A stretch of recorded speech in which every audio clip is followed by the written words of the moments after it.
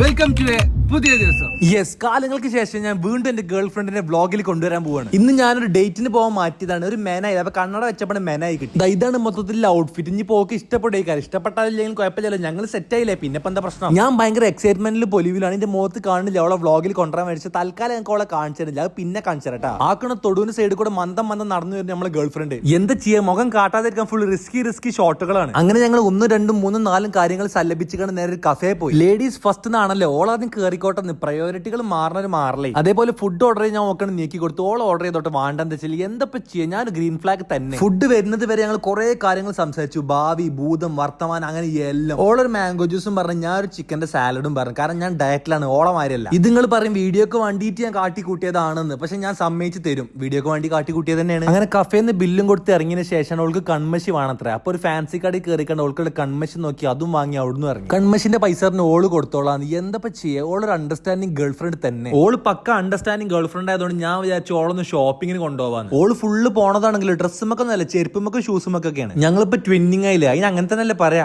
എനിക്കറിയില്ല. അങ്ങനെ അവസാനം ഞാൻ സെലക്ട് ചെയ്തൊരു ഷൂസ് എടുത്ത് ഓൾ ഇട്ടു. ഞാൻ പറഞ്ഞു സൂപ്പർ ആയിക്കണം, അടിപൊളിയാക്കണം, എനിക്ക് എടുത്ത പ്ലെയർ. ഇത് ഓള് ബില്ല് കൊടുക്കാറ്. ഞാൻ പറഞ്ഞ അത് പറ്റൂല, ഞാൻ പിന്നെ അണ്ടർസ്റ്റാൻഡിങ് ബോയ് ഫ്രണ്ട് അല്ലാതായി മാറും പറഞ്ഞാൽ ഈ ബില്ല് ഞാൻ തന്നെയാണ് കൊടുത്തത്. ഓക്കെ, ഏതായാലും ഷൂസ് കിട്ടിയോണ്ട് തീർപ്പ് ജയിക്കണ്. അങ്ങനെ ഒരു ഷോപ്പിംഗ് കഴിഞ്ഞാണ്ട് ഓളെ നേരെ പരീക്കാക്കാൻ വേണ്ടിയാണ് പോയി. ഓള് നേരെ വീട്ടിൽ പോകണില്ല, ഓള് ഫ്രണ്ടിന്റെ വീട്ടിൽ പോയിട്ടേ പോകണുള്ളൂ പറഞ്ഞു. ഞാൻ പറഞ്ഞു ആയിക്കോട്ടെ. നീ എത്തി ചിറലിച്ച് നോക്കിക്കൊണ്ട് ഓളി വ്ളോഗിൽ കാണിച്ചിരുന്നില്ല, പിന്നൊരു വ്ളോഗിൽ കാണിച്ചിട്ടുണ്ട്. So that's it for today.